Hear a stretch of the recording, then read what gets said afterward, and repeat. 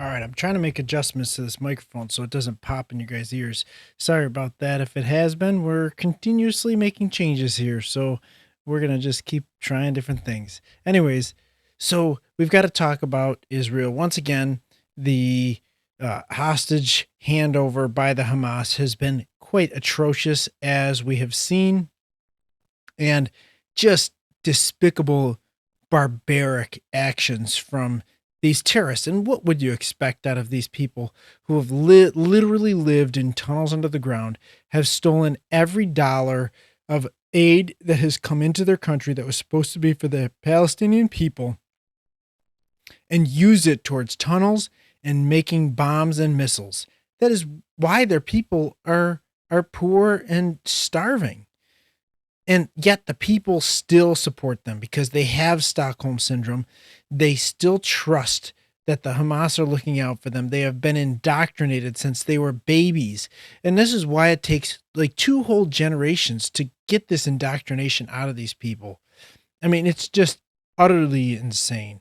This is the kind of treatment that they were giving the hostages before they were handing them over to Israel, as if they hadn't terrorized them enough.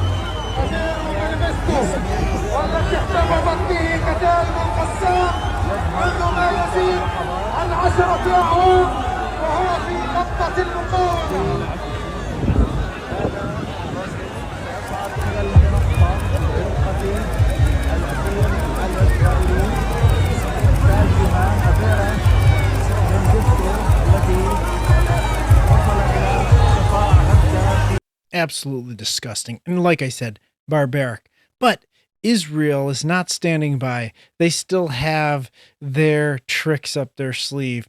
And as they're having some kind of celebration in the Gaza Strip, some kind of parade that they have going on, probably celebrating the torture and murder of so many Israelis for no reason. And in return for giving some of these hostages up, they're getting guilty prisoners that Israel has had for dangerous crimes that they've actually committed. They and hundreds to the singles of Israel's been giving up hundreds of Palestinians to the ones and twos and threes of Israel hostages that they've been getting back. But while they're having this parade, Israel sends some of their fighter jets over them, and it creates an instant panic in these Palestinians, because typically when jets fly overhead like that, it's soon followed by darkness and nothingness, because they are not going to get the 72 or 42 or however many virgins they're supposed to get. They just get nothing, maybe the eternal burning of hell.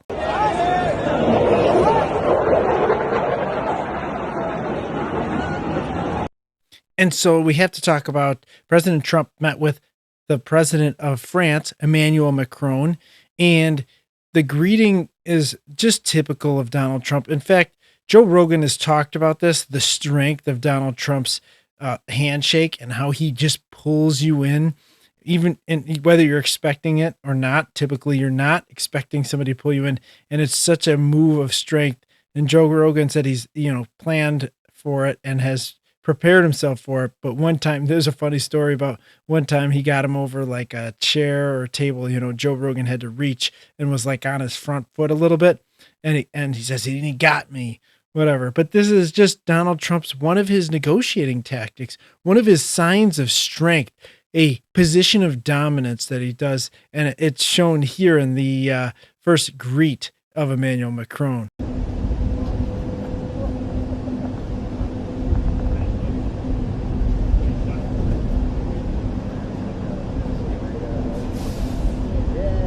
So another gesture of strength from President Trump. And they answered questions in one of the rooms of the White House, as he does and has with every foreign leader that he's met so far. And this is him just with taking a couple questions, showing his level of comfort and camaraderie with the French president, poking a little bit here and there, but mostly just fun entertainment. And the transparency of him meeting with foreign leaders, unlike when Joe Biden did it and they had to hide him in a closet because they were afraid that it would be too obvious that the guy had lost it. From Wall Street Lester's that email telling employees to give 5 things that they've done last week. Agency has then told people to ignore it. You're talking about the last email that was sent where he wanted to know what you did this week. You know why he wanted that, by the way? I thought it was great. Because we have people that don't show up to work and nobody even knows if they work for the government. So by asking the question, tell us what you did this week, what he's doing is saying, are you actually working? And then if you don't answer, like you're sort of semi-fired or you're fired, because a lot of people are not answering because they don't even exist. They're trying to find, that's how badly various parts of our government were run by, and especially by this last group. So what they're doing is they're trying to find out who's working for the government. Are we paying other people that aren't working? And, you know, where is all this? Where's the money gone? We have found hundreds of billions of dollars of fraud so far. And I just want to tell you a little story. So we were at the Eiffel Tower having dinner with your wonderful wife and with my wonderful wife. And we came out and he started speaking the French deal. And we didn't have an interpreter, and he was going on and on and on, and I was just nodding, yes, yes, yes. And he really sold me out, because I got back the next day and I read the papers. I said, that's not what we said. He's a smart customer, I will tell you that. That wasn't exactly what we agreed to. So Donald Trump showing his ability to joke around and have some fun while poking a little bit of fun at Emmanuel Macron, and also showing the camaraderie between the United States and France, and a little bit more of a friendly atmosphere than some of the other more adversarial people that he's met in the White House. So that's good to see. Hopefully this furthers the positive relationship with some of these European countries that don't really want to pull their weight in their own defense, which the United States has clearly stated that we are not going to carry for very much longer. And, of course, we have to talk about the swearing in of the director of the FBI, Kash Patel. We've now found out that his assistant will be Dan Bongino, the host of the Dan Bongino Show. He was a member of the FBI and the Secret Service during his career, and I think maybe one of the branches of the military as well.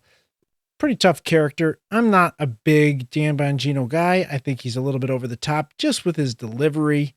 I think that I probably would agree with a lot of what he says and his policies and his thoughts on government, but he is just a little bit intense, I guess, which is what you want in a position of the FBI, I guess. I mean, if I wanted somebody protecting me as a Secret Service agent, the intensity that Dan Bongino has is exactly what I would want.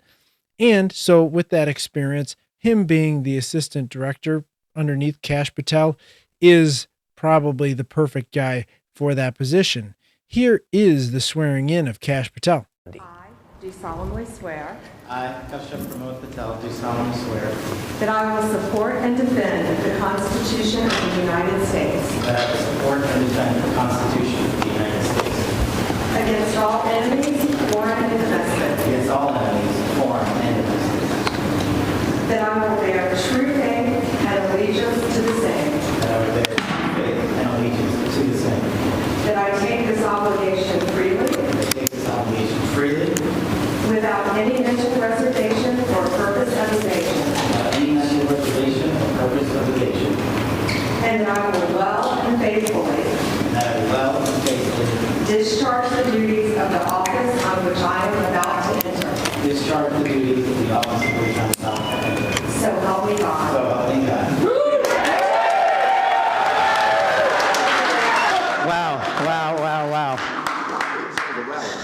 Wow. First and foremost, we were just with President Trump, and I just want to thank him. I know he's not here in the room right now, but what a ride we have been on, what a courageous warrior and leader he has been, and the faith and trust he has put in me to lead the FBI is the greatest honor that I'll ever have in my life. And to General Bondi, that sounds pretty freaking cool. Pam, you're my sister, you're my mentor, you're my friend. You're my boss, and the confidence you have placed in me, I will never violate that trust. The men and women of the FBI will be led under your leadership through one standard, the Constitution. And last but not least, this is a speech that we just barely missed. Man, we barely missed having this great orator as our president. Of course, I say that in complete jest. Kamala Harris receives an award at the NAACP, some kind of banquet award ceremony. I don't really know what these things are, what they mean. They give out trophies, they give out things. Who cares? But here is her speech. Now, I always thought when she was running for president and when she was vice president, I thought, man, she's got a speechwriter, and this speechwriter's got to be fired. But maybe, just maybe, she was writing her speeches, her own speeches all along. I mean, is she really using the same speechwriter? Can she still have one on staff? I don't know. Some of these people get these, this money that they've got to spend, and they have assistants and offices and libraries and all these kind of things they can spend for years and years. Some of the thing that Doge should probably look into. But she seems like she's talking in the same way. She's got the same style of speech. Maybe she's been writing her own speeches all along, which would actually make complete sense. Here's her. I love how these people pretend like they are not the elites, like they are one of the people. Like when they talk about the rich and the wealthy, that they're not part of that class. Give me a break, all right? And on her last point, where she said, God bless this country, I think God already has blessed this country. And he's blessed us with a president who is going to be able to fix things, I pray to God, and be able to restore this country to a society that believes in truth, in insanity, and in transparency of government, in limited government, and we can get things back to where they started back so long ago.